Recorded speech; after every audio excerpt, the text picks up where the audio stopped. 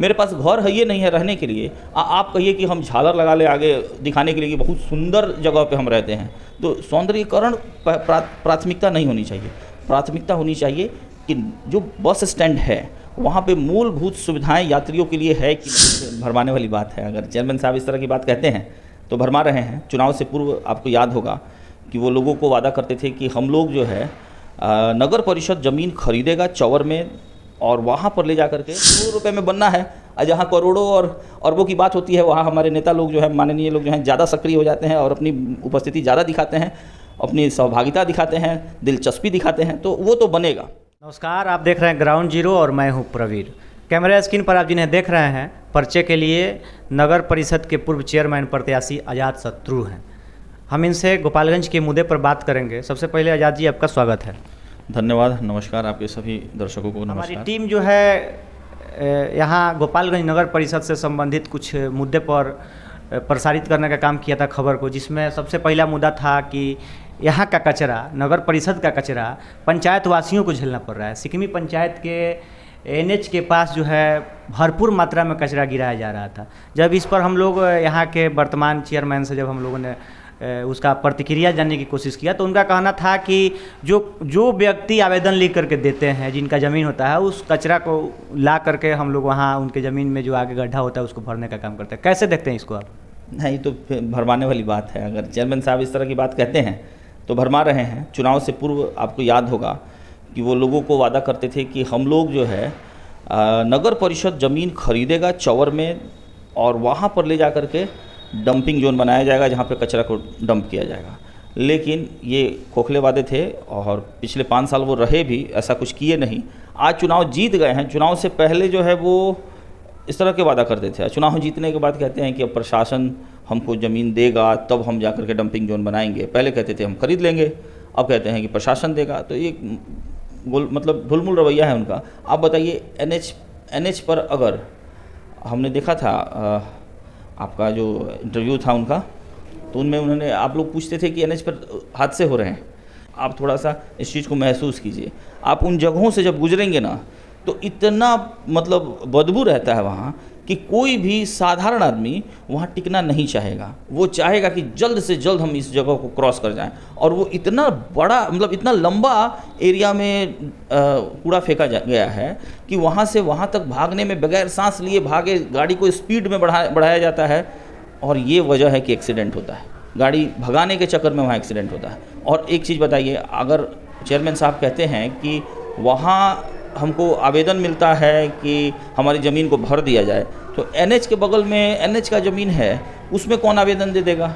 नहीं, उनका एक और कहना था कि आपके प्रसारण जो आप लोगों ने खबर को प्रसारित किया उसको हमने संज्ञान में लिया और उसको वहाँ बंद कर दिया है फेंकना। अब तिरबिरवा चौर में फेंकवाएंगे। वहाँ से कोई आवेदन दिया है कि वहाँ बहुत बड़ा गड्ढा है, वहाँ हम फेंकवाने का काम करेंगे। इसको कैसे देखते हैं? ठीक, अब तो मान लीजिए अब तो अस्थायी निदान भी कर दिए, वहाँ से हटाकर उधर चले गए। अब प्रशासन जब ज़मीन देगा तो उसका अस्थायी निदान भी कर देंगे। नहीं, आप पहले स्पष्ट करिए कि अस्थायी निदान क्या है। कि तिरबिरवा में जो कोई एक गड्ढा भरने का आवेदन दिए हुए हैं, क्या वो गड्ढा को भर देना ही अस्थायी निदान है?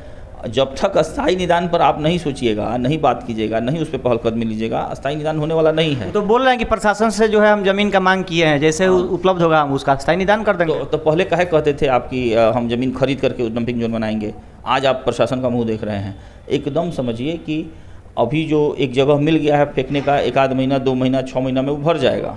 फिर उसके बाद से कहीं ना कहीं किसी न किसी जगह पर कचरा डाला जाएगा और लोगों को तबाह किया जाएगा। लोगों को मतलब दुर्गंध। आज भी आप चले जाइए ना बंजारी मोड़ पर, और बंजारी मोड़ से आप थोड़ा डॉक्टर सुमन की क्लिनिक की तरफ चलिए, आपका हालत ख़राब हो जाएगा। साधारण आदमी जो है लगेगा कि उल्टी हो जाएगी वहीं पे। कई बीमारियां वहाँ से आदमी ले लेगा।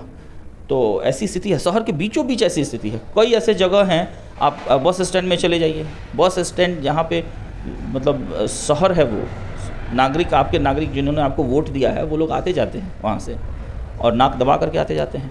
बस स्टैंड की अगर आप बात कर दिए तो बस स्टैंड को जो बोल रहे हैं कि इसी फाइनेंशियल ईयर, मतलब जो मार्च अप्रैल से स्टार्ट होगा, उसको अगर प्रशासन की तरफ से अगर उसमें फंडिंग नहीं आता है तो अपने कुछ फंडिंग से, चूँकि उसका तो अस्थायी निदान वो बोल रहे हैं कि बाईपास में हो गया है, तो बाईपास जाने वाला है बस स्टैंड, अगर उस पीरियड में नहीं जा रहा है तो कुछ अपने फंडिंग से लगाकर उसका सौंदर्यीकरण का कार्य कराएंगे। देखिए, यही बड़ा सवाल है सौंदर्यीकरण का जो सवाल है ना, ये बहुत गंभीर सवाल है। हम एक मतलब आम नागरिक की हैसियत से आपको बता रहे हैं, हम कोई हम उनके रनर नहीं हैं और ना हम समझिए कि कोई चुनाव लड़े और दूसरे नंबर पर हैं। इसको अलग करके अगर हम एक आम आदमी हैं तब भी हम कहेंगे कि सौंदर्यीकरण तब बात होगी जब हमको मूलभूत चीज़ें मिल जाएंगी। अभी तो हमको मूलभूत चीज़ मिला ही नहीं, आप सौंदर्यीकरण की बात करते हैं। मेरे पास घर है ये नहीं है रहने के लिए, आप कहिए कि हम झालर लगा ले आगे दिखाने के लिए कि बहुत सुंदर जगह पे हम रहते हैं। तो सौंदर्यीकरण प्राथमिकता नहीं होनी चाहिए। प्राथमिकता होनी चाहिए कि जो बस स्टैंड है वहाँ पे मूलभूत सुविधाएं यात्रियों के लिए है कि नहीं। यात्रियों को मतलब बैठने का जगह नहीं है, पंखा तो दूर की बात है, बैठने के लिए वहाँ न कुर्सी है न चटाई है, कुछ भी नहीं है जहाँ यात्रियों को समझ में। और जो है कचरा दुनिया भर का है। ये एक ऐसा रूम जहाँ से अनाउंसमेंट होता रहे कि गाड़ी जो है पटना की गाड़ी या छपरा की गाड़ी खुलने जा रही है, 5 मिनट में खुलने जा रही है, तो अगल बगल के यात्री जो इधर उधर कुछ चाय नाश्ता करने गए हैं वो आकर के बैठें। तो कोई सुविधा के नाम पर जीरो। वो इनका काम ये है कि हम इसकी नीलामी कर दें और कोई ठेकेदार दबंग आदमी आकर के उसको नीलामी में उसको खरीद ले और वो अपने हिसाब से बस स्टैंड को चलाए। नगर परिषद खुद जिम्मेदारी लेने से बचती है, आज तक बचती रही है। हम लोग तो इसी मैनिफेस्टो के साथ आए थे कि ये नीलामी व्यवस्था बंद होगी, नगर परिषद के स्टाफ वहाँ आकर के काम करेंगे और हम लोग उन यात्रियों को जो है मूलभूत सुविधाएं देंगे। लेकिन दुर्भाग्य रहा, बोले हैं मई जून तक लगाने के लिए, इंतज़ार रहेगा कि 1 रुपया में 2 लीटर शुद्ध पानी, शुद्ध पानी देंगे एकदम। हाँ, तो 1 रुपये में 2 लीटर शुद्ध पानी मिले लोगों को, ये तो इंतज़ार रहेगा। उनके इस वादे का पूरा होने का इंतज़ार रहेगा। देखते हैं अब तो इस चीज़ की तो पुष्टि मई जून में ही होगी। मई जून के बाद ही समझा जाएगा कि हाँ भाई हुआ कि नहीं हुआ। अच्छा, कलेक्ट्रेट गेट के सामने आप देख रहे होंगे कि जो लोग फुटपाती दुकान वाले हैं उनका स्थायी निदान किए हैं और उनका ये भी कहना है कि बहुत जल्द, मतलब अप्रैल में हो जाए, मई में हो जाए, मतलब जो नेक्स्ट फाइनेंशियल ईयर होगा, तो फुटपाती दुकानों के लिए वहाँ पुलिस लाइन के पास कई करोड़ रुपए का एक प्रोजेक्ट जो है वहाँ ला रहे हैं, जिसमें कुछ उसका स्थायी निदान भी है जो करके वो देंगे। कैसे देखते हैं इसको आप? मान लीजिए कि जाम की समस्या तो उत्पन्न होती है शहर के बीचों बीच, अब तो जाम नहीं लगेगी। देखिए, बड़ा गंभीर सवाल है। फुटपाती दुकानदार का नाम जब आता है और साथ में आप जाम की स्थिति पर चर्चा करते हैं तो लगता है कि गरीब के साथ आप जो है उसके पेट पर सवाल कर रहे हैं। आप थोड़ा अलग अलग इन दोनों चीज़ों को समझिए। आप फुटपाती दुकानदारों के समस्याओं पे बात कीजिए कि भाई फुटपाती दुकानदार आखिर फुटपाथ पर क्यों हैं। इनको फुटपाथ से हटाने का, फुटपाथ से उठा करके, हटाने का नहीं बल्कि उठा करके एक दुकान तक पहुंचाने का जिम्मेदारी होनी चाहिए नगर परिषद का। नगर परिषद ऐसा करे जो अभी आप बोले कि करोड़ों रुपए का फंड है और ये करना है। बोले हैं, आप सुने भी होंगे हमारे चैनल के माध्यम से। अच्छा बताइए, एकदम ये सत्य है कि वो ऐसा करेंगे, मार्केट बनेगा, वेंडिंग जोन बनेगा, लेकिन किसकी समस्या का समाधान होगा इस बात को समझना होगा आपको। क्योंकि करोड़ों रुपए में बनना है, जहाँ करोड़ों और अरबों की बात होती है वहाँ हमारे नेता लोग जो है, माननीय लोग जो हैं, ज़्यादा सक्रिय हो जाते हैं और अपनी उपस्थिति ज़्यादा दिखाते हैं, अपनी सहभागिता दिखाते हैं, दिलचस्पी दिखाते हैं। तो वो तो बनेगा, लेकिन मिलेगा किसको, ये बड़ा सवाल होगा। फुटपाथ के दुकानदारों को कैसे मिलेगा? आपने क्या फुटपाथ के दुकानदारों का रजिस्ट्रेशन किया है? आपको पता है कि आपके शहर में कितने फुटपाथ दुकानदार हैं जो अस्थायी तौर पे 20 साल से 25 साल से उस जगह को बसा करके रखे हुए हैं, उस मार्केट को बना करके रखे हुए हैं? ऐसा नगर परिषद के पास कोई आंकड़ा नहीं है। अब क्या होगा, वो जो दुकानें बनेंगी तो उन दुकानों को ऐसे लोगों को दिया जाएगा जिनसे वो 2 लाख 4 लाख रुपया 5 लाख रुपया नजायज पॉकेट में ले सकें, घूस लेकर के दुकानें दी जाएंगी। और कुछ ऐसे भी लोग हैं जो जिनसे ये वादा करके चुनाव में आए हैं कि भाई आप वोट दीजिएगा तो हम आपको नौकरी देंगे, दुकान देंगे। तो ऐसे लोग भी चढ़ाई करेंगे कि अब तो भाई दुकान दिख रहा है तो दीजिए दुकान। तो उनसे भी देखिएगा कि पैसा ले करके ही उनको भी दुकान दिया जाएगा, मतलब पीछे के दरवाजे से पैसा ले करके वैसे लोगों को दुकान दिया जाएगा जो फुटपाथ पर के नहीं हैं। तो फुटपाथ के दुकानदारों की अगर समस्या को समझना है तो फुटपाथ के दुकानदारों का रजिस्ट्रेशन कराइए। फुटपाथी दुकानदार कितने हैं आप पहले इसको संज्ञान में लीजिए और फिर पहले इनको स्थापित करने के बाद जो आपका होता है उसको नीलाम करिए, चाहे जो करिए। अब बात होगी जाम की समस्या को लेकर। तो जब ऐसा आप फुटपाथ के दुकानदारों को उठा करके किसी वेंडिंग जोन में लेके चले जाते हैं और तब आप कोई एक कड़ा एक्शन लेते हैं कि अब हम इधर कोई ठेला खोमचा नहीं लगने देंगे इन जगहों पे, तो समझ में आता है। तब जा कर के हम जाम की समस्या से निजात पाएंगे। और जाम की समस्या सिर्फ फुटपाथ के दुकानदार ही नहीं है, जाम की सबसे बड़ी समस्या हमारे यहाँ पार्किंग की है। जाम सिर्फ और सिर्फ पार्किंग की वजह से होता है।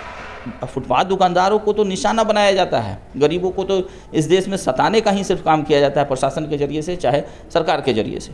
फुटपाथ दुकानदार कहीं से जाम के लिए दोषी नहीं है। जाम के लिए सबसे बड़ा दोष अगर कोई किसी चीज़ का है तो ट्रैफिक नियम का नहीं है, ट्रैफिक पुलिस नहीं है, ट्रैफिक का कंट्रोल करने वाला कोई नहीं है। और दूसरा, यहाँ कोई पार्किंग की व्यवस्था नहीं है। आप शहर के बीचों बीच कहीं देखिए, कहीं कोई गाड़ी लगाने के लिए पार्किंग है, जो है भी वहाँ 10-10, 20-20 रुपया वसूला जाता है। क्योंकि मैंने ये गुजारिश करेंगे कि फुटपाथ दुकानदार और जाम की समस्या, इन दोनों को एक साथ कह करके ये दोनों सवाल एक साथ ना किया कीजिए, ये दुकानदारों के पेट का सवाल हो जाता है।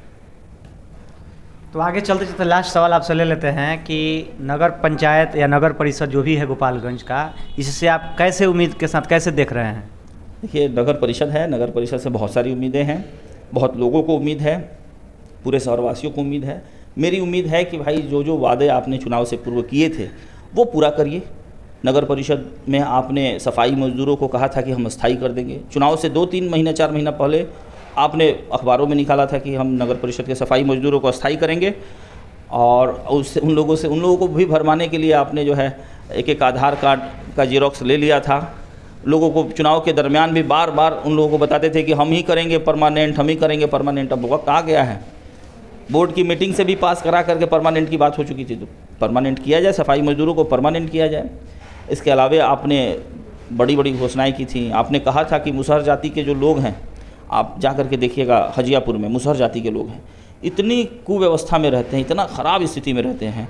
आपने कहा था कि सरकार उनको बसाने के लिए बहुमंजिला इमारत बनवा करके फ्लैट वाइज सब लोगों, सब परिवार को, एक परिवार को एक फ्लैट दिया जाएगा। ये कब पूरा होगा?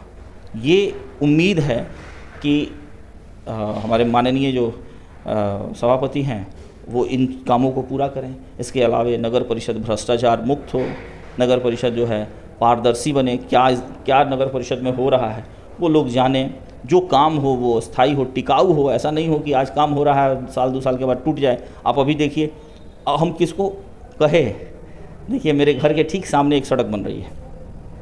वो सड़क नगर परिषद से नहीं बन रहा है, वो सड़क बन रहा है सांसद मद से बन रहा है। तो 8 इंच ढलाई करना है, नीचे जो है 2 नंबर ईंटा लगा करके उसके ऊपर आप ढलाई कर रहे हैं, दिखाने के लिए कि हमारा डेप्थ जो है 8 इंच है।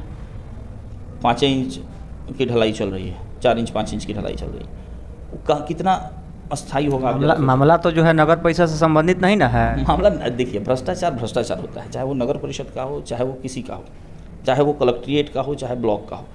आप देखिए, यहाँ जो भी संवेदक हैं, ठेकेदार हैं, प्रभावशाली लोग हैं, उनके खिलाफ एक आदमी भी खड़ा होकर के नहीं कहेगा कि भाई आप क्यों ईंट लगा रहे हैं नीचे और क्यों नहीं 8 इंच की ढलाई कर रहे हैं। एक आदमी भी नहीं कहेगा। क्यों नहीं कहेगा? क्योंकि ठेकेदार प्रभावशाली आदमी है, उससे कोई उलझना नहीं चाहता है और 2 नंबर काम हो रहा है। तो भ्रष्टाचार का तो खैर कोई जोर नहीं है। हमारे सांसद महोदय बहुत ईमानदार और स्वच्छ छवि के आदमी हैं, उनकी तो बड़ी प्रशंसा होती है, हम भी प्रशंसा करते हैं। लेकिन क्या करिएगा, सिस्टम ही ऐसा बना हुआ है ना कि उनको भी खुद से नहीं कराना है, बल्कि किसी ना किसी जो भी उनके इर्द गिर्द उनके चेले लोग हैं उनको देना है कुछ फंड्स, उनको खुश करना है। और खुश करने के चक्कर में आप जनता की हकमारी करते हैं, जनता के साथ धोखा करते हैं। यही हो रहा है और यही चलन में है, इसी को बर्दाश्त करना है। यही हमारी दिनचर्या है, यही जीवन में शामिल हो गया है। चलिए।